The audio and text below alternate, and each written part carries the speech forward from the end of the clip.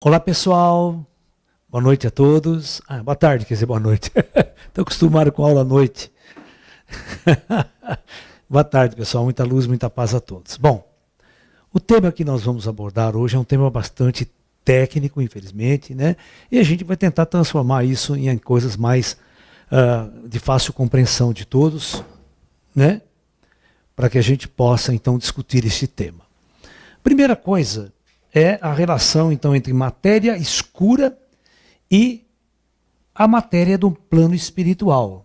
Todo aquele indivíduo, né, que acredita em vida após a morte, acredita no espírito, na existência real do espírito. E a gente faz aquela pergunta, né, por que até hoje a ciência, os físicos não detectaram o espírito como uma entidade material real, né? E quando, né, nos livros espíritas, então, falamos de cidades astrais, uma sociedade toda existindo após a morte, uma puta de uma tecnologia avançada, né, sendo operada pelos planos espirituais, e a física nossa aqui, mas nem sequer sabe o que é isso, de onde está isso, o que é feito. Muito bem. Então nós vamos tentar estabelecer uma relação compreensível, ou pelo menos de uma hipótese teórica para que todos possam pensar no assunto dessa maneira. Eu desenvolvi, como físico, né, eu desenvolvi uma teoria para tentar explicar isso. Tem um pessoal, no meu livro Física Quântica e Espiritualidade, tem um pessoal em Genebra, na Suíça, pessoal brasileiro, que estão fazendo experiências com a minha teoria. Primeiro, fazendo modelos matemáticos, modelos, vamos assim, virtuais em computador, para depois apresentar essa tese para laboratórios de física, para testar, para ver se a gente encontra essa matéria da forma como a gente está colocando. Ok? Então vamos lá. Então, primeira coisa, eu preciso explicar para vocês o que é matéria escura. Então, a primeira coisa que nós vamos entender é o que é matéria escura. Né?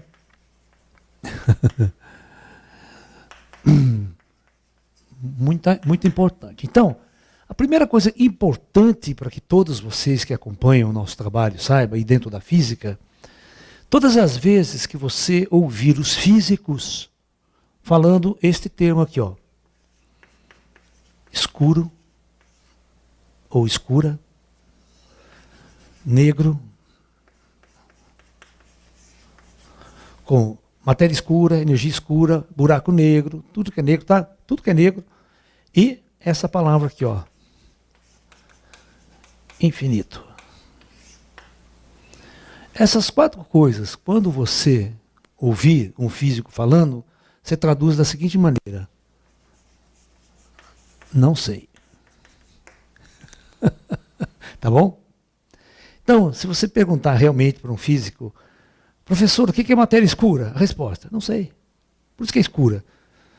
Né? Escura porque a gente não sabe o que ela é, qual que é a natureza dela, onde ela está, como é que ela atua, como é que ela funciona. Não sabemos. Mesma coisa, buraco negro. O que tem dentro do buraco negro? Ninguém sabe, por isso que ele é negro, porque ninguém sabe. Nada sai lá de dentro, depois do horizonte dos eventos. Né? Nenhum físico se aventura a dizer o que tem do outro lado. Porque não é medível. Não tem nem teoria e não tem medição, ninguém mede. Então, se você não mede, não tem teoria, fica escuro, fica negro, ninguém sabe. E quando você fala a palavra infinito, tende a infinito. Professor Laércio, o nosso universo, espacialmente, ele é finito ou infinito? Né? Então, a resposta dos físicos, não sei. Porque se ele falar que é infinito, não significa porcaria nenhuma. Em termos reais, em termos... Né? A palavra infinito é uma palavra criada pelos gregos antigos, né? Para dizer não sei. Ah, Laércio, a reta se estende até onde? Não sei. Até o infinito. Mas o que é infinito? Também não sei. Tá? Então é muito importante vocês entenderem essas nomenclaturas antes de qualquer discussão. Eu quero que vocês entendam que os físicos não sabem absolutamente nada sobre essa matéria. Agora, como que os físicos falam sobre ela, então? Então a gente vai tentar explicar para vocês. Então,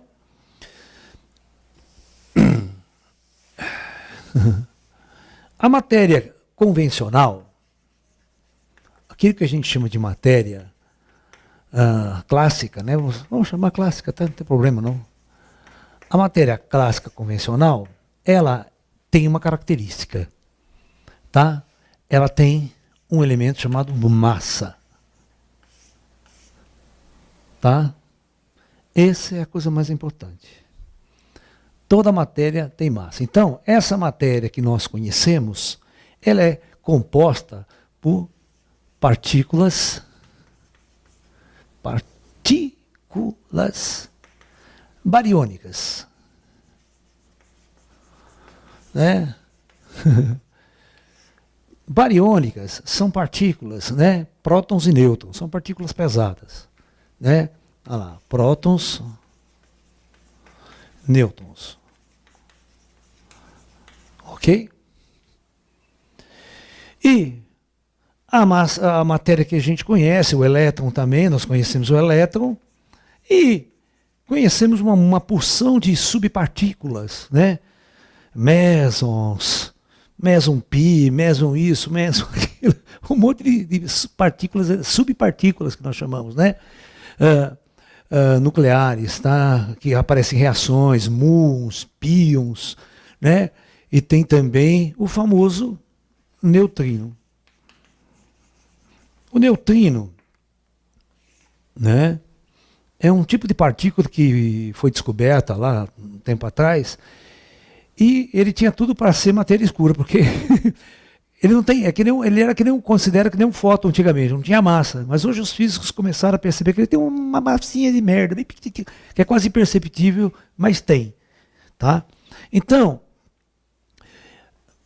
dentro deste universo aqui de partículas conhecidas que formam o nosso famoso átomo, né? O átomo que a gente tem, né? O átomo de hidrogênio, depois os 92 elementos, átomos da tabela periódica e todas as suas combinações, nós chamamos de matéria clássica ou matéria conhecida.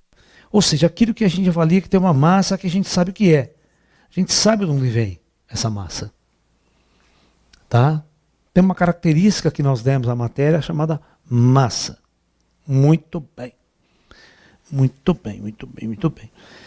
Então, o que aconteceu? Quando os físicos modernos, agora com maiores aparelhos de detecção e medição, certo? Isso é coisa mais recente, isso é coisa já se aventava lá atrás, mas não se media. Mas hoje a gente começa a ter equipamentos mais sofisticados para tirar medidas.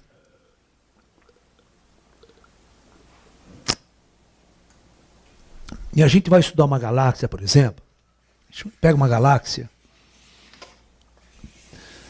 né? Que a gente observa ela, ok? Um aglomerado de estrelas, um conjunto globular. E a gente percebe uma coisa. Eu não vou explicar como que se mede isso, porque são coisas sofisticadas, tá? Ele tem física, medida, instrumentação, é complicado isso aí. Mas, aí, a gente mede a massa dessa galáxia aqui, mede uma massa, ela dá um determinado valor, né? A massa de toda a galáxia, ela tem um valor, por exemplo, X. Tá?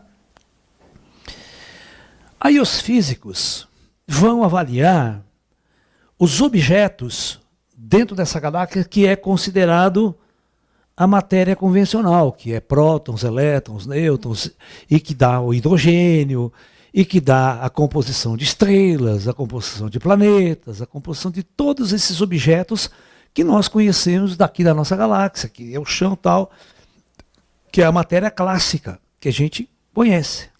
Tá? Então, quando ele vai avaliar, ele percebe uma coisa muito esquisita, que essa matéria que nós conhecemos dentro dessa galáxia, somando tudo que pega as estrelas dela, planetas, gás interestelar, todos os astros conhecidos aqui, né? Essa massa da matéria clássica, ela é 15% de X. Ou seja, da galáxia. Mas a gente mediu essa massa. Essa massa foi medida. Mas aonde está os outros 85% dessa massa M grandão que eu medi? Essa que é a grande dúvida dos cientistas. Ou seja, tem muito mais massa do que a gente observa. A gente observa só 15% dessa massa. As outras... Aí eu pergunto para vocês, meus caros e queridos amigos espiritualistas, quem de vocês já viu o espírito? Quem de vocês já mediu a massa de um espírito?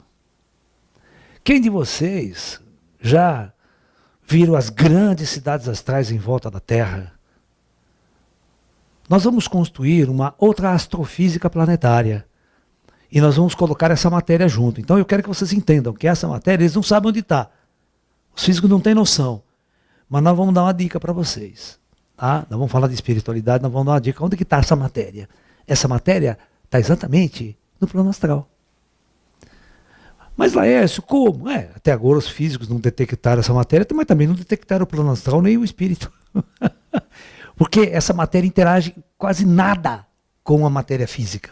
O fato dela não interagir quase nada, a gente não consegue construir instrumento para detectar ela. Tá? Mas que ela existe, ela existe. Então, essa é uma constatação experimental. É uma constatação experimental, medida, não é só teórica não. Tá? Então, simplesmente o que a gente quer dizer que os físicos, em termos de universo, até em termos de universo, falando em termos de cosmologia, a matéria escura equivale a 84,5%, né, da massa total do universo. É o que eles estimulam. É matéria escura. Tá ok? Então, eu, Laércio, eu desenvolvi uma teoria. Tá, ninguém desenvolveu essa teoria antes, por isso que eu estou falando. Né? Então, nós teríamos a Terra aqui, ó, feita de toda a matéria que você conhece, a matéria clássica. Tá? Com massa e tudo mais, tudo mais, tudo mais. Com a atmosfera, tudo aqui, certo? Com toda a atmosfera aqui em volta da Terra, gases e tudo mais. Tá bom? Tá? Mas, aonde estaria a matéria escura? A matéria escura estaria aqui também. Ela tem massa, ela é... Então, se ela tem massa, ela tem uma coisa que a gente chama de interação gravitacional. Ela exerce uma força gravitacional. Ok? Então, ao redor da Terra, nós teríamos uma quantidade de matéria escura que estaria envolvendo toda a Terra e estaria sendo exatamente, né, seguindo as leis fundamentais, as leis clássicas de Isaac Newton. Ela estaria sendo atraída para o centro da Terra também e faria parte de uma estrutura material de nosso planeta. Você está entendendo? Só que com uma matéria, né? E agora que a gente vai falar isso, é isso que os físicos não sabem. Por que eles não descobriram até hoje? Por que eles não veem essa matéria interagir com átomos convencionais? É aí que vem a minha teoria. É aí que eu vou ter que explicar para todos vocês como é que eu construí uma nova astrofísica planetária. Certo? Isso vai ter em volta do Sol, isso vai ter em volta das luas, de tudo quanto é astrofísico, nós temos agregado a ele a matéria escura. Tá? Então Marte tem matéria escura, todos os astros, isso é lei astrofísica. Tá? É uma matéria que não foi detectada ainda, que ela está aqui em volta da Terra, ela está em volta de nós aqui, ela está aqui do nosso lado. Tá? Ela interage, ela interpenetra a matéria comum. Você está me entendendo? Então, né? Então essa é a primeira teoria que nós vamos lançar, é uma hipótese, tá? Estou lançando isso porque eu, como médium, nós como espiritualistas, nós precisamos explicar, né, toda uma superfície que tem aqui com cidades astrais, nosso lar, né, de milhares de cidades onde as pessoas têm uma sociedade, vivem, tem tecnologia, tem naves, tem busão, tem tudo, uma sociedade inteira existindo, mas nessa superfície da matéria escura. né? Que para nós não é tão escura, para o vidente, para o paranormal, para o médium, aquele que sai fora do corpo, vai fazer uma projeção astral, vai visitar todas essas regiões, ela deixa de ser. Só que para conversar, presta atenção, para conversar com os físicos não é uma tarefa tão simples, não é uma tarefa tão fácil. E eu lembro que quando eu desenvolvi essa teoria, há mais de 10 anos atrás, né, muito mais, né, eu fui fazer conferências sobre esse tema na física de São Carlos, na física da Federal, né? E dá um pano para manga. Mas só que tem aquela história, o pessoal ficou, reuniu um grupo de alunos da pós-graduação da física para tentar mostrar que eu estava errado, que a minha teoria estava errada. Bom, eles passaram 6 meses e não descobriram nenhum erro na minha teoria.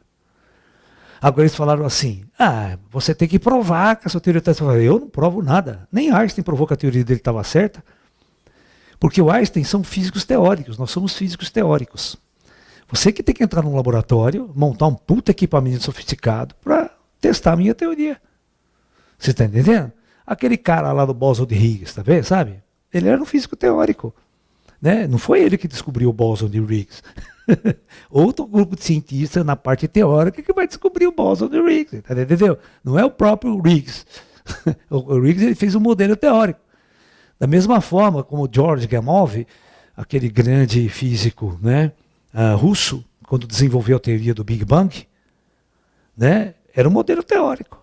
Só que ele falou, você vai procurar uma radiação assim, assim, assado, vocês vão encontrar. Aí os físicos experimentais montaram os radiotelescópios, tudo, e por acaso acharam a radiação. Entendeu? Que ele tinha previsto no seu modelo teórico. Entendeu? Então, eu preciso desenvolver uma teoria que agrade os físicos, que os físicos entendam, e que também seja conivente com a visão espiritualista esotérica que a gente vem vivenciando desde tempos imemoriais aqui na Terra, né? A pergunta mais clássica dos antigos religiosos, onde fica o céu? O céu fica lá em cima mesmo, né? Por que os antigos, né, tem na Bíblia lá, né, a Jerusalém Celeste? A cidade de Jerusalém Celestial, que é uma cidade astral em cima da região de Jerusalém, em cima da região do Oriente Médio. É uma cidade astral porque a Terra tem uma superfície de matéria escura. E todas as coisas daqui dessa cidade é feito de matéria escura. Entendeu? Então a matéria escura, ela não está onde os físicos estão procurando. Os físicos estão procurando essa matéria escura no lugar. Se ela tem massa, ela tem que gravitacionalmente interagir com a nossa matéria. Ela não precisa interagir, vamos assim dizer, do jeito que vocês pensam, com o elétron, elas vão interagir gravitacionalmente. Então, gravitacionalmente é assim, ó. Da mesma forma que essa matéria ela é atraída e forma a massa estrutural do planeta, e dá uma pressão, essa matéria escura é atraída e fica em volta do planeta também. Tá? Tudo em 3D. Tá ok? Então, essa é a primeira premissa para a gente começar o estudo. Tá ok? Então, primeiro ponto. Tá? Eu já vou avisando para vocês, se não der tempo, porque esse tema é um tema bastante longo, se não der tempo, nós vamos fazer matéria escura 1, 2, 3, 4, até esgotar o assunto, tá bom? Não esquenta a cabeça aí não, tá? O assunto é meio complexo, a gente vai ter que ir devagar, senão vocês não entendem. E eu estou tentando não usar a linguagem matemática, a linguagem física aqui, porque tem muita gente que está me assistindo e não vai entender nada do que eu estou falando. Tá? Eu quero que vocês entendam que quando eu era aluno na Unicamp, tá? Quando eu fazia mestrado, a gente se reunia com os professores, tomando cerveja no boteco. O Mary Chamber vinha fazer palestra para a gente, um cara que trabalhou com Einstein. A gente discutia muito espiritualidade, cara. Nós fizemos um congresso dentro da Unicamp, em 82, chamado Interação Mente, Espírito e Matéria. Trazendo cientistas do mundo inteiro para discutir o tema. Não é uma coisa tão vexaminosa isso que a gente está falando aqui.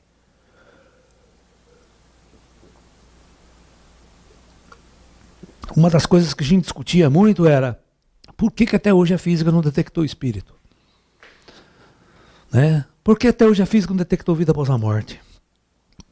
Aí eu pergunto, né? Quantos laboratórios do planeta estão fazendo essa pesquisa? Nenhum.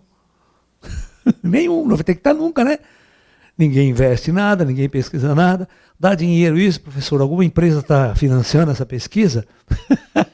Porque hoje em dia tudo é grana, tudo é comércio. Se não der dinheiro, quem é que vai investigar? Né? E quando envolve coisas religiosas é mais complicado ainda, né? Entende? Então vamos lá. Então, deixa eu explicar uma coisa para vocês muito importante.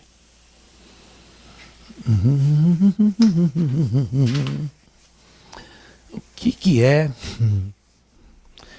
Então, a primeira coisa que vocês vão ter que entender é uma coisa muito simples.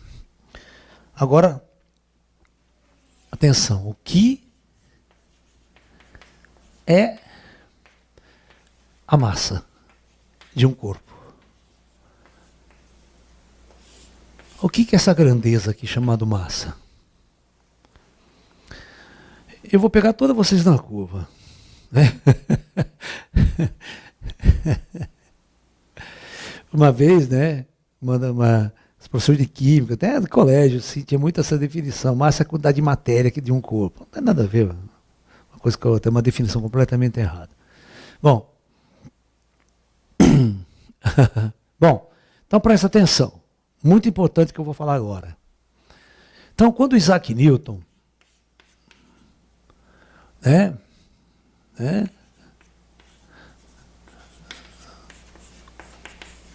o Newton que foi o cara que fez uma definição de massa. Presta bem atenção. Certo? Tá? Presta atenção. Newton vai fazer uma definição de uma coisa chamada massa inercial.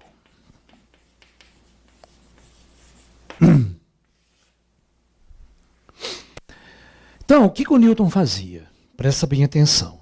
Tinha lá uma superfície.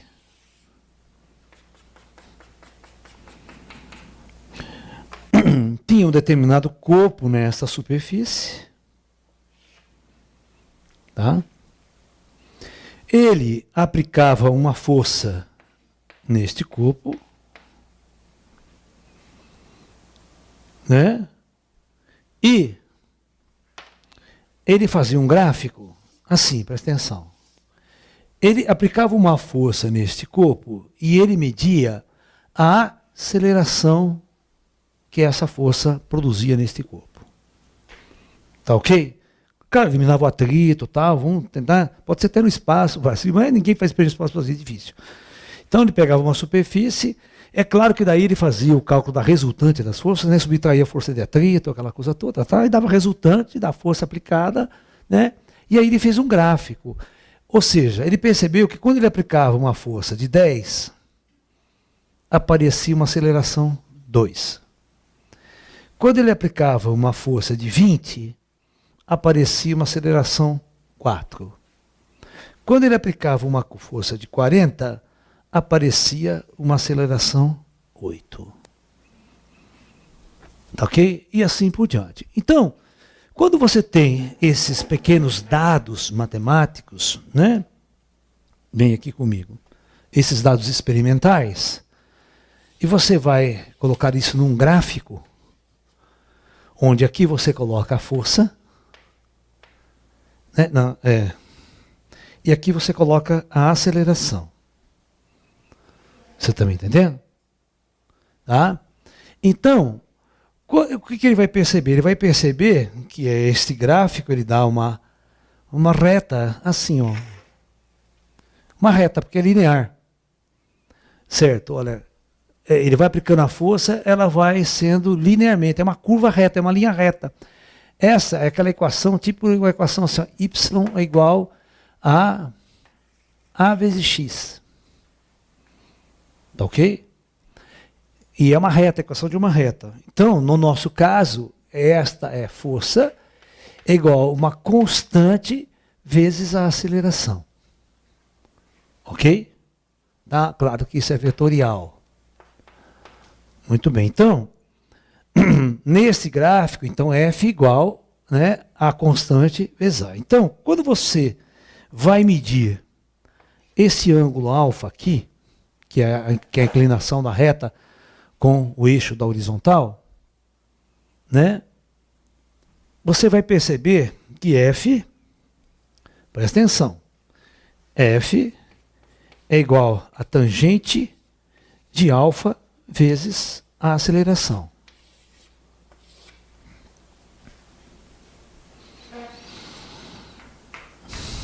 É o coeficiente angular dessa inclinação dessa reta. Aí o que o Newton percebia? Quando ele mudava esse corpo, botava um corpo maior, mais pesado, mais denso, aquela coisa toda, esse alfa mudava. Então cada corpo que ele colocava aqui tinha uma constante de inclinação da reta diferente. Então ele acreditou que essa constante tinha a ver com alguma propriedade deste corpo, que ele desconhecia.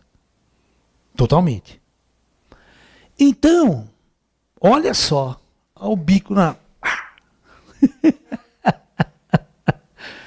Ele batizou essa tangente de alfa, essa constante de inclinação da reta, ele simplesmente chamou este elemento de massa inercial. Porque, da onde ele vai bolar as 3 leis de Newton, né? A primeira lei de Newton é a lei da inércia. Se a somatória das forças que atuam no corpo é igual a zero, o corpo está em repouso ou em movimento retilíneo uniforme em relação a um referencial dado. Ok? E a segunda lei de Newton é essa, F igual a ma. Então, a partir do momento que ele chamou isso de massa inercial e deu o valor de m, a equação ficou essa conhecida por vocês como ma. Tá? Então, o que acontece? O que significa massa? Ninguém sabe até hoje. Massa é uma ideia matemática, é um conceito matemático. Não é um conceito real de objeto, tá? Ok? Isso é muito importante. Aí, o Albert Einstein descobriu um erro nessa negócio aqui, nessa definição de massa do Einstein, do Newton. É aí que a coisa começa a ficar complicada. Tá? Então, eu já vou discutir isso para vocês. Tá? Não se esqueçam que até agora, até aí, massa é apenas uma... Podia ser, o pessoal chama de quantidade de inércia, né, de um corpo, né, porque foi definido em função de uma experiência inercial. O que é inercial? Uma experiência que você aplica uma força, ela movimenta, tira o corpo de um estado de inércia que o Newton lá bolou. Né? Muito bem. É a primeira lei do Newton, a lei da inércia, conceito de inércia.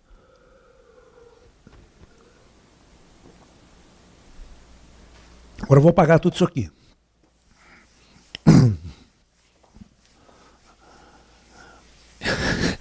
Inclusive, uma vez o Fantástico foi fazer uma entrevista com os físicos do CERN, lá do grande acelerador de partículas lá na Suíça, e tem um cientista brasileiro trabalhando lá, sabe? Desde o início do projeto. E ele falava muito bem português, então foi lá conversar com esse cientista. O que vocês estão fazendo aí nesse reator aí? Né? O que vocês querem descobrir? Né? E uma das coisas muito interessantes que eu sinto, nós queremos descobrir o que é massa. Olha que interessante, nós queremos saber o que é massa, porque até hoje nós não sabemos o que é massa. Né? De um corpo, tá? Então, presta bem atenção no que eu estou falando. Então, quando o Einstein, presta bem atenção, isso é muito importante para vocês entenderem. Quando, isso o Einstein que descobriu esse erro. Quando o Newton, o Isaac Newton, criou essa palavra massa, que ele tirou dessa experiência dele, né, que é definida como sendo a força sobre a aceleração,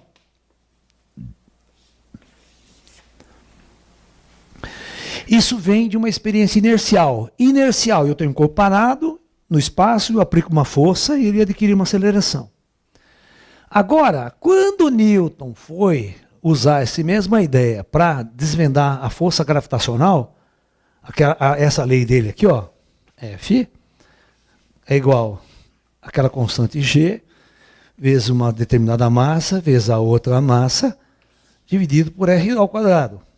Quando você tem duas massas, dois corpos, corpo de massa M e um outro corpo de massa M', separado ambos por uma distância R, vai surgir uma força de interação entre eles gravitacional dada por essa fórmula aqui.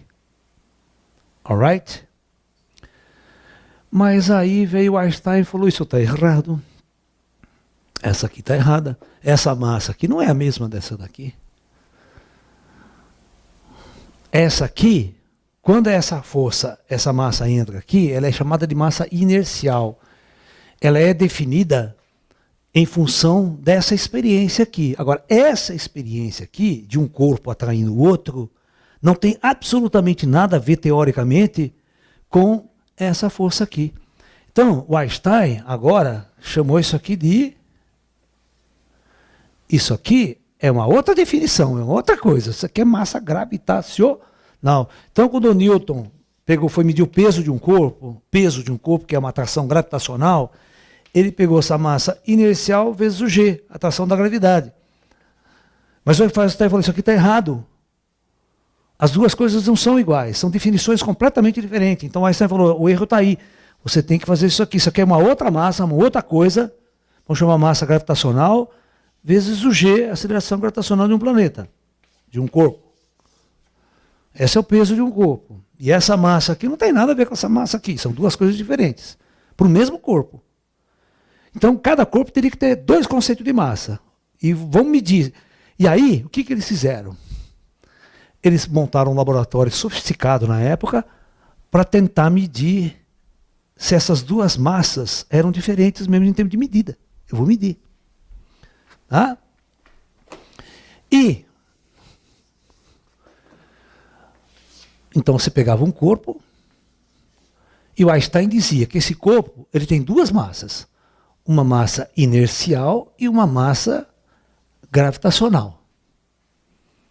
Então, vamos botar no laboratório e vamos medir essas duas massas aqui para ver se elas realmente são diferentes em conceito e em medida também.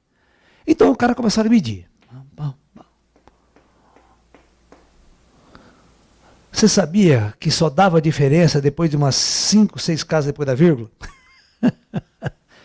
Somente num grau de precisão muito sofisticado que essa massa começava a dar diferença numérica. Então, elas eram, presta atenção, muito parecidas. Eu vou até colocar esse termo aqui, né, que é errado, né? Muito parecida uma com a outra. Mas não é a mesma coisa. Né? É que nem irmão gêmeo. Parece, mas não é a mesma pessoa. Então, aqui desse processo que surgiu uma coisa muito interessante, que é a primeira lei da teoria da relatividade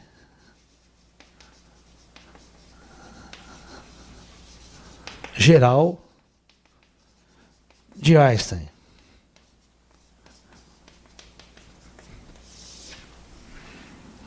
Né? E qual que é o chamado... A primeira lei é o princípio da equivalência.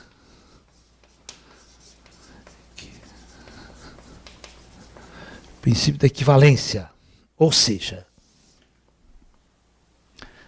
é o seguinte, massa gravitacional, presta bem atenção, essa é o princípio, massa gravitacional, ela é equivalente, não é igual, a massa inercial dentro de uma certa grau de precisão na medida. Então é como se fosse. Então se você pegar um campo de aceleração inercial, ele é muito equivalente, ele é equivalente a um campo de aceleração gravitacional.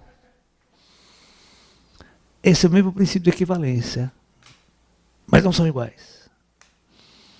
Então Einstein falou assim, se você pegar um cara que esteja caindo no elevador, como os astronautas estão em órbita da Terra, praticamente eles estão em inércia, eles não sentem gravidade.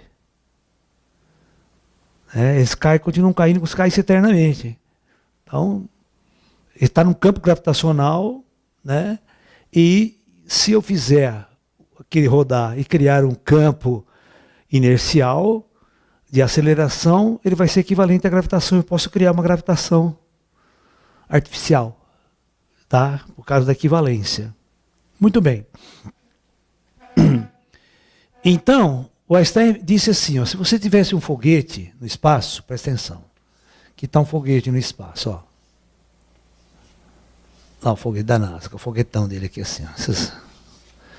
E aqui está o fundo da nave. Aí o astronauta, se está parado, ele está flutuando, porque está no meio do espaço, ele fica lá sem gravidade. Se esse foguete acelerar nessa direção, exatamente com o valor de G, ó, essa aceleração é inercial. Inercial. Esse astronauta, ele vai ter um peso, ele vai se sentir pesado. Então, ele vai bater no fundo da nave e vai sentir, ele vai andar no fundo da nave como se ele estivesse, né, na superfície da Terra. Ele não vai notar a diferença. Ele vai sentir uma gravidade, uma força gravitacional puxando ele para baixo. Tá? Então esse é o princípio da equivalência que há, porque isso aqui é uma aceleração inercial, no valor de G. Né? É uma aceleração inercial, aqui é equivalente, ó, a I, inercial. Tá? Então aí eu perceberia um campo gravitacional, mas só que esse campo gravitacional ele foi gerado por um método de aceleração. É diferente, você tem a Terra, não tem aceleração, não tem nada, mas você sente peso, você sente gravidade. Algo te atrai. Então são dois conceitos diferentes, né? Um eu tenho que fazer um movimento para ter aceleração, e outro não precisa de movimento. Parado mesmo já faz uma força, já faz uma aceleração em você, tá bom? Então, esse é o primeiro aspecto, né, complicado das coisas. Tá ok? Que um campo de aceleração inercial também é equivalente a um campo de aceleração gravitacional. Alright? Então começa por aí. Muito bem. Então, eu tenho um livro, que é um dos primeiros que eu escrevi, chamado Introdução à Cosmologia e Astrofísica. Tá? Onde eu vou discutir todas essas teorias de evolução do universo, teorias cosmológicas, teoria de Einstein. Ele é simples, ele não é complicado, ele é um livro para divulgação científica. Quem quiser adquirir, né? Foi um dos primeiros livros que eu escrevi lá na década de 80. Tá? Quando eu dava aula de astronomia, quando eu dava aula de astrofísica. Tá? Então, nós chegamos num ponto de nosso trabalho onde, até hoje, os cientistas têm um problema, né? Aí, tudo bem. Aí o Einstein, na teoria não geral, essa aqui que eu acabei de falar para você faz parte da teoria geral da relatividade. Na teoria restrita de Einstein, que ele só vai trabalhar, não vai trabalhar com gravitação, ele só vai trabalhar com aceleração inercial e com massa inercial. Tá? Ele vai chegar a essa conclusão aqui, presta atenção. Uma das, né, que E é igual a mc ao quadrado. A famosa equação dele, né? Então, neste conceito, a massa inercial em repouso, tá? Quando eu põe zerinho aqui, a gente fala que a massa é em repouso em relação ao referencial. Estou medindo em relação ao referencial inercial. Ela é igual a energia dividido por uma constante da luz ao quadrado. Velocidade da luz ao quadrado. Por isso, nós vamos entender que este conceito, que era aquela constante lá de tangente de alfa, certo? Ela passou a ter uma ideia aqui, de que essa constante, ela é uma propriedade do corpo, né, onde tem muita energia envolvida a essa ideia. Então, a ideia o conceito de massa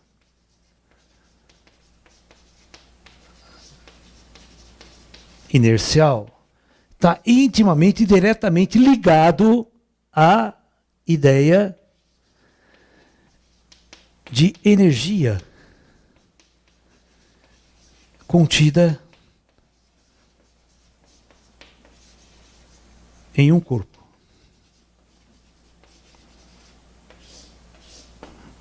É a chamada energia de repouso de um corpo. Então, todo corpo em repouso, em relação a um referencial dado, ele possui uma quantidade de energia equivalente a E igual a mc². Tá? Sem levar em consideração o movimento, tal. Estou falando em relação ao referencial parado. Senão a gente vai ter que usar as equações da relatividade restrita de Albert Einstein. Isso está no meu livro de astrofísica. Se quem quiser estudar a fundo, vai lá. Tá? E está no meu livro também, Física Quântica e Espiritualidade, onde eu desenvolvo essas ideias, né? E apresento elas há muito tempo que eu já fiz esse livro, né? Lá na década de 90 eu comecei a estudar e a desenvolver essa teoria sobre... eu vou falar que eu quantizei a massa. Ninguém fez isso aí. Eu peguei essa grandeza aqui, ó, e quantizei ela. Ninguém fez isso antes. É uma teoria, pelo que eu saiba, que eu li, né? Ninguém fez isso. Só eu que fiz. Porque eu estava procurando a matéria escura. Eu estava procurando a matéria do plano astral. Ok? Tá? E é interessante que quando eu comecei a desenvolver essa teoria, não tinha uma ideia de matéria escura. Ela foi uma descoberta depois. É uma matéria muito, é uma massa muito pequena. Muito pequena. Os físicos acreditam que é 0,02%, um negócio assim, da massa do elétron. Por exemplo, uma partícula de matéria escura, se tivesse uma partícula de matéria escura, né? Como o elétron é da nossa matéria, a massa dessa partícula, né? Teoricamente, a massa dessa partícula de matéria escura seria 0,02% da massa do elétron. O elétron já tem uma massa muito pequena, né? Então, talvez um ponto de partida para a gente começar a estudar a minha teoria quântica lá, minha teoria de quantização dessa massa, que eu ainda vou explicar para vocês. E é claro que não vai ser nessa aula de hoje. Hoje já vou parar por aqui. Vocês têm que ter tudo isso aqui na cabeça, tá? Tudo aqui na cabeça, né? Para a gente continuar na próxima aula. Nós vamos responder umas perguntas de vocês agora, vamos bater um papinho, zen, né? Mas o esotérico, se ele quiser entender um pouco de espiritualidade avançada, ele tem que conhecer física, senão ele não vai entender. Tem que conhecer astrofísica, astronomia, né? E ler os textos antigos também.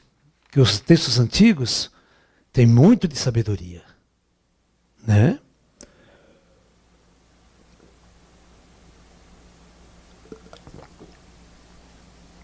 Aquilo que os físicos não sabem hoje, os místicos do passado sabiam. Os profetas bíblicos interagiam com os espíritos, falavam com os espíritos, né? E os espíritos interagiam muito mais profundamente com os seres humanos vivos, que muita gente chamava até de ET, né? Lá atrás. Alienígenas do passado é o quê, né?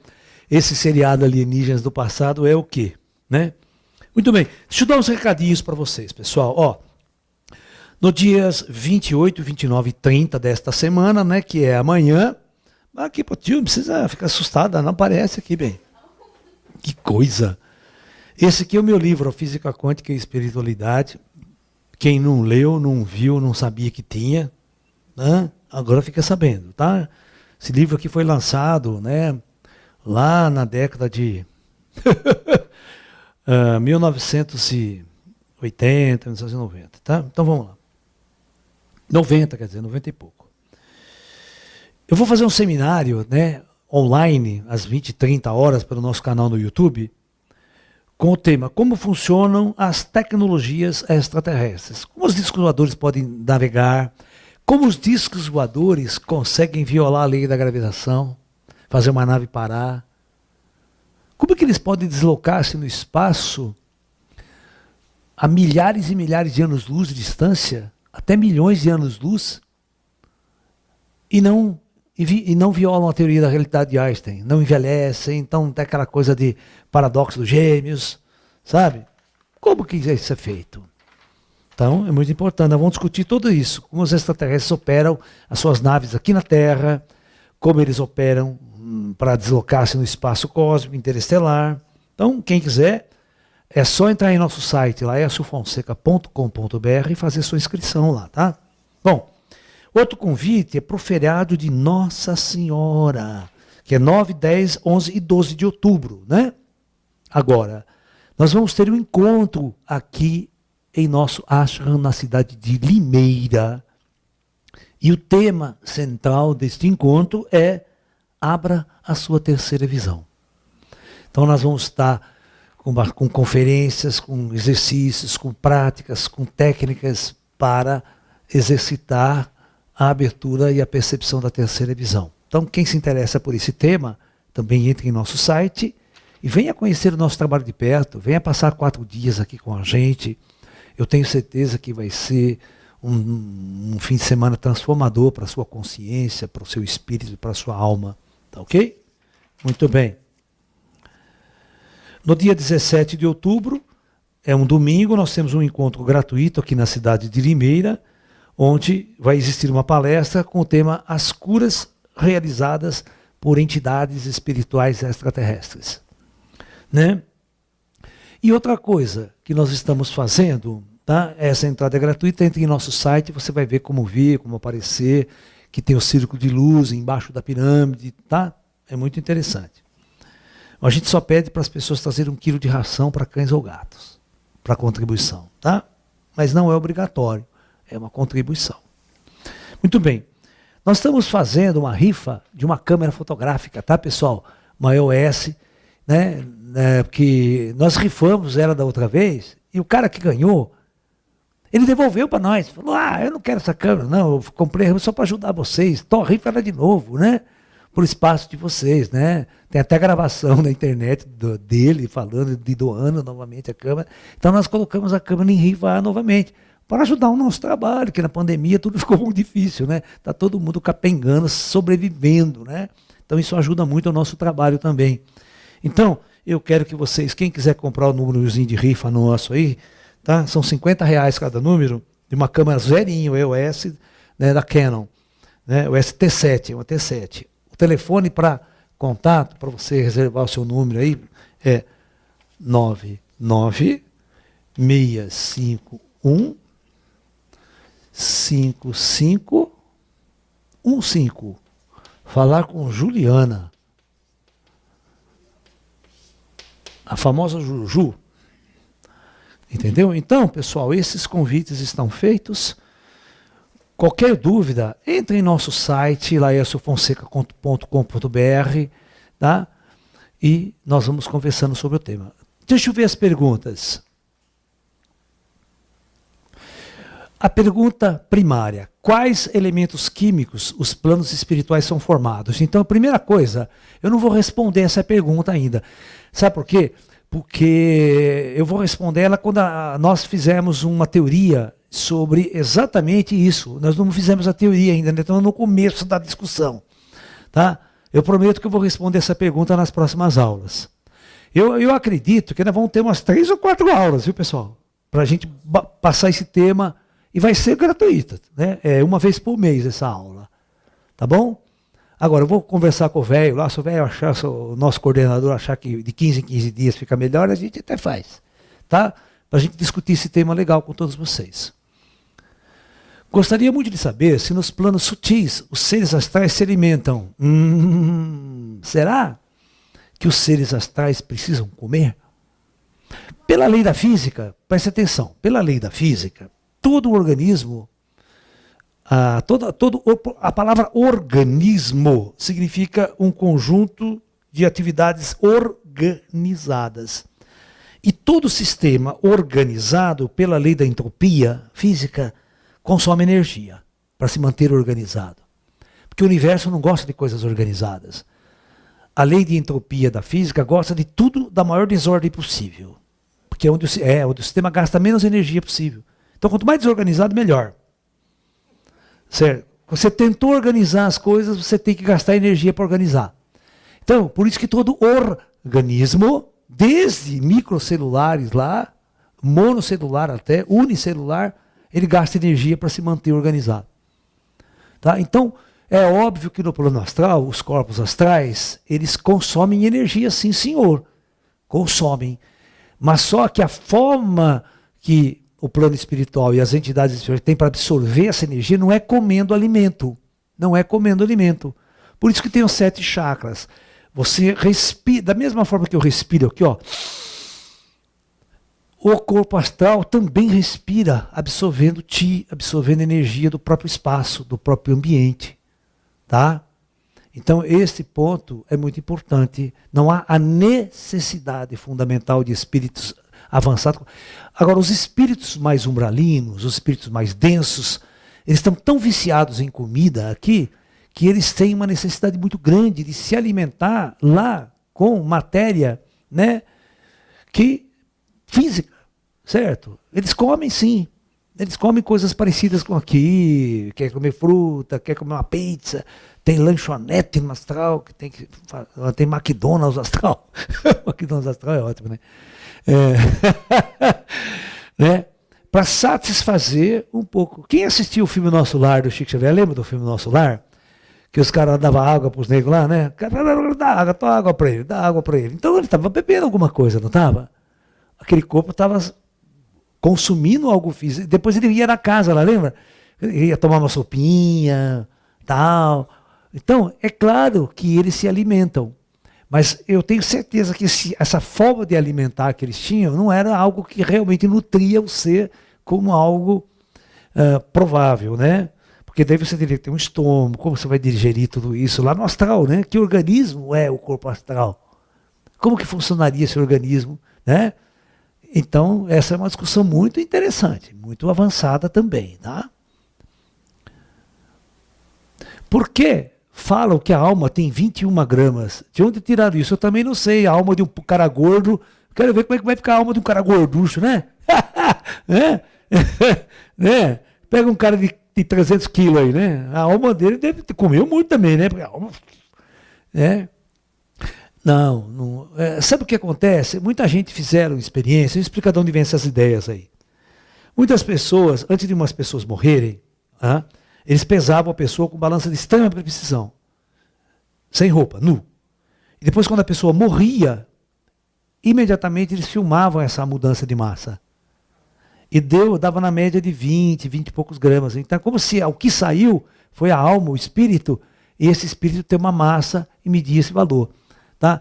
O espírito tem massa.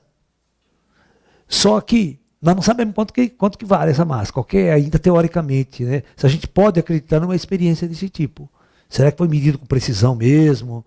Né? Que 21 gramas é bastante. Tá? Não, 21 gramas é bastante. Sabe? Ele é extremamente mensurável.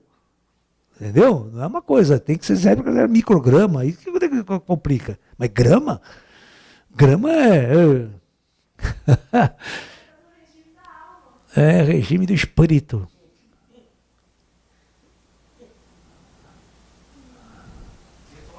Olha lá, então, quando André Luiz descreve que a cidade de Nosso Lar fica no alto das montanhas espirituais, essas montanhas são feitas...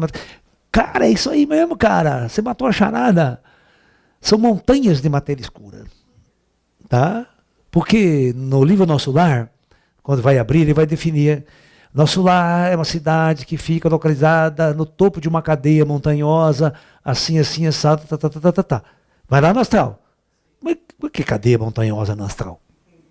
Então, é só vocês entenderem que aquela matéria escura que eu fiz para vocês, lá em cima vai ter montanhas, vai ter oceanos, vai ter plantas, tudo do outro lado lá também. Tudo feito de matéria escura. Olha, planta, organismos vivos, organismos biológicos, todos feitos de matéria escura. Porque é o seguinte, você vai lá no Plano Astral, na cidade do Nosso Lar, tem jardins, flores, sabe, lagos, montanhas, completamente indetectável pela física moderna. E existe, está lá. Quer dizer que só Chico Xavier, só nós aqui que sabe dessas coisas? Né? O Elon Musk, tudo aquele pessoal não sabe nada disso. Né? Então, a gente tem que tentar unir o conhecimento esotérico e espiritual com a ciência, com a física. É o que eu estou tentando fazer. Não é algo tão simples. Porque existe um conservadorismo científico muito radical. É difícil você introduzir ideias novas para quem está naquela visão ateísta, completamente ateísta, não acredita em vida após a morte, não acredita em permanência da consciência. É complicado. Você vai ter muitas barreiras aí. Tá? Mas a gente leva de boa. Então, que faz projeção astral, consegue detectar a matéria escura? Claro, o próprio corpo dele é feito de matéria escura. A hora que ele olha para o corpo dele, fala, puta que pariu, é matéria escura. Sou escuro, né? É a primeira coisa que você vai detectar, a tua própria matéria. Sou feito de matéria escura. Porém, não sou negro, hein? No sentido preto, de cor, tá? Então, a matéria escura do astral, o termo escuro é o termo científico para dizer não sei, não esqueça disso. Mas a partir do momento que a gente decifra ela e percebe que ela... Você vai ver que a minha teoria vai mostrar que toda a matéria escura é feita de átomos. Átomos idênticos a esses átomos aqui, só que com a massa e o contínuo a massa, ela dá um salto quântico para baixo. Nós vamos discutir tudo isso.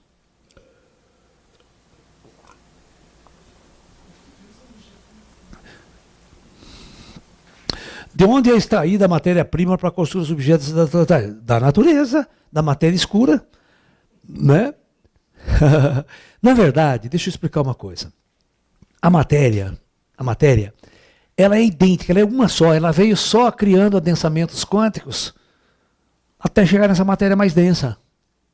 Mas toda a matéria do plano astral é idêntica à matéria daqui. Então por isso que lá vai ter plantas, vai ter oxigênio, vai ter nitrogênio, vai ter hidrogênio. Toda a matéria que existe aqui, dos 92 elementos da pedra perigótica, tem os 92 elementos da pedra perigótica do astral, da matéria escura, em volta da Terra.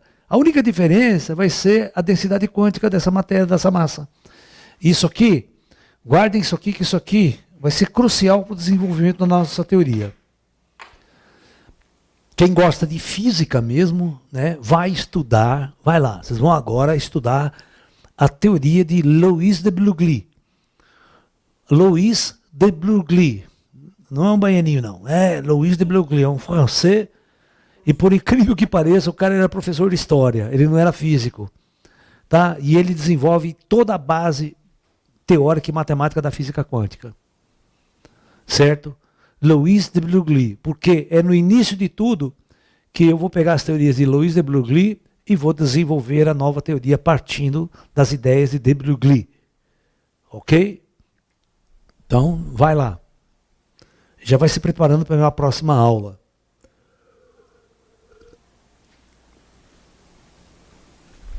A minha teoria é uma fusão entre, né, a física quântica e a teoria de Albert Einstein.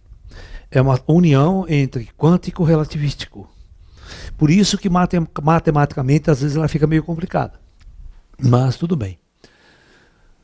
Se nosso cérebro é o centro de nosso espírito e ele age com impulsos elétricos e eletricidade são elétrons e elétrons não é possível serem enxergados, podemos dizer que os espíritos são elétricos? Não. Essa pergunta ela vai ficar mais clara. O espírito ele é feito de prótons, elétrons e nêutrons. Tá?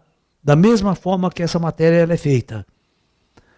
A única coisa é a definição de massa que vai ter que ser alterada. Essa definição aqui, da massa do próton, da massa do elétron, da massa do nêutron, ela vai ser, nós vamos redefinir isso aqui, para entender como é que funciona tudo no plano espiritual. Tá? Tudo é muito parecido, idêntico com aqui. Só tem uma diferença, é isso aqui. Nós vamos mudar esse conceito aqui. Tá? Existem civilizações altamente evoluídas e tecnológicas encarnadas em planos físicos? Existe somente aqueles grupos que estão na Era da Luz. Quando eles estão na Era da Luz e o véu de Maia não existe mais, ou seja, as pessoas que estão no plano físico conseguem interagir, né, 100% com o mundo espiritual, nós dizemos que essa civilização está na Era da Luz. Portanto, ela pode trazer tecnologias muito avançadas para a superfície. É o caso do reino de Agartha, dos mundos intraterrenos. Tá? Então existe. Tá? Existe. Mas são experiências curtas na matéria. Né? Como fica o conceito de que o espaço sideral é um vácuo? agora que sabemos que tem a matéria escura? A primeira coisa importante é saber que nunca os físicos consideraram, presta muito bem atenção, que o vácuo é um vazio, que o espaço é um vácuo total. O próprio conceito, ele pode ser um vácuo, né, no sentido de matéria física, de matéria de prótons, elétrons e nêutrons. Mas pode existir uma outra matéria não detectável no espaço, que é a matéria escura, que não foi detectada, né? E outra coisa importante, essa matéria pode estar dispersa, da mesma forma que o hidrogênio estava disperso em nebulosas, em bilhares de... Tem nebulosa que o gás de hidrogênio vai assim a 50 anos-luz, pô, de diâmetro, com hidrogênio distribuído. Mas eu vejo, porque quando tem uma estrela, ela fica vermelha, libera, né, mostra. A matéria escura não é visível, então eu posso ter uma nebulosa de matéria escura, de hidrogênio e de matéria escura. Olha só, hidrogênio e matéria escura, e invadindo quase que a galáxia. Era por isso que a gente está medindo essa massa e não está vendo ela. Te mede e não vê. Porque da mesma forma que se você não vê o espírito, você não vê a matéria escura, você não vê o hidrogênio escuro, você não vê o átomo escuro. Então vamos explicar por que você não vê o átomo escuro. Porque os nossos instrumentos não foram projetados para enxergar esse tipo de matéria. Nós vamos discutir isso. Por isso que tem que haver um desenvolvimento tecnológico em cima dessa teoria. Senão a gente não vai achar essa matéria escura. A gente vai estar procurando um lugar onde ela não está. Né? Então, os físicos, por exemplo, quando o Newton, presta atenção, isso é muito importante, quando o Newton discutia a ideia de gravitação, olha, eu tenho um corpo e o corpo, e entre aqui existe um vácuo total. Mas como que no vácuo total pode existir força? E o vácuo total, praticamente porque tem radiação. Tem radiação eletromagnética, tem radiação cósmica. Então, nunca a gente vai ter um espaço totalmente vazio, vácuo. E a própria estrutura daquilo que a gente chama de espaço-tempo, ele é um tecido, ele é uma substância. Então, o conceito de vácuo não existe. Tá? Então, vocês vão repensando esse valor de vácuo aí. Vácuo é vazio. Por isso, existem filmes, existem teorias, né, que inclusive foi utilizado lá no Stargate Atlântida, aquele seriado lá da Netflix, da Sci-Fi, né, que é o chamado módulo de ponto zero, o MPZ, que é tirar a energia do vácuo quântico. Mas vácuo quântico não é o nada. Então existe uma maneira de você buscar a energia do vácuo, né? Que daí seria uma fonte inesgotável, né? Qualquer lugar que você abrir o negócio está pegando energia. Pegando ti. É como se fosse ti. Uma máquina de pegar ti. Transformar o ti na energia que eu preciso aqui, né? Esquentar as coisas, tal, virar eletricidade e tal. Mas eu estou pegando essa fonte primária, que é o módulo de ponto zero, que é o vácuo quântico. Que não é vácuo material, tá? É vácuo quântico, é outra coisa. Beleza, pessoal? Ó, semana que vem a gente volta. Não, semana que vem não. Eu vou ver, depois eu combino aí com todos vocês, quando que eu vou fazer a segunda aula, segundo módulo. Procura no site do Lalá, né, que eu vou mostrar para vocês quando que a gente vai fazer a aula 2. E vai ter aula 3, aula 4, e se puder, né, vai ter aula 20. Essa merda, né? Para esgotar esse assunto ao extremo, porque ele é importante e é a nova era. Nós vamos ter que ser espiritualistas, mas ao mesmo tempo botar o pé no chão. Pode ficar viajando na maionese, não. Eu sei disso, cara, porque eu já dei essas palestras para física, para o Instituto de Física. Os físicos são super exigentes, eles querem saber do isso, porque, sabe, os físicos são exigentes pra caramba, né? E se vocês quiserem aprender um pouco de física quântica, ó, vai lá no meu canal no YouTube, de graça, tem 8 palestras gratuitas com o seguinte tema: Introdução à Mecânica Quântica. Tá? Vai lá, porque tem muita gente que fala, Laércio não sabe nada de física quântica, não entende porra nenhuma. Vai lá assistir minha aula de física quântica, depois pra você abrir a boca e falar bobagem. Vai lá, assiste essas 8 aulas para você aprender física quântica, para depois não falar bobagem para mim. Tá? Então, tá lá de graça, são 8 aulas. Significa Introdução à Mecânica Quântica. Vocês vão lá estudar para depois sentar aqui na minha frente para a gente continuar esse assunto aqui. Já vai ser muito fácil para mim, né? Ok? Alright? Yes! Olha lá, minha secretária lá. Adjunta. Namastê, pessoal. Até a próxima aula, então.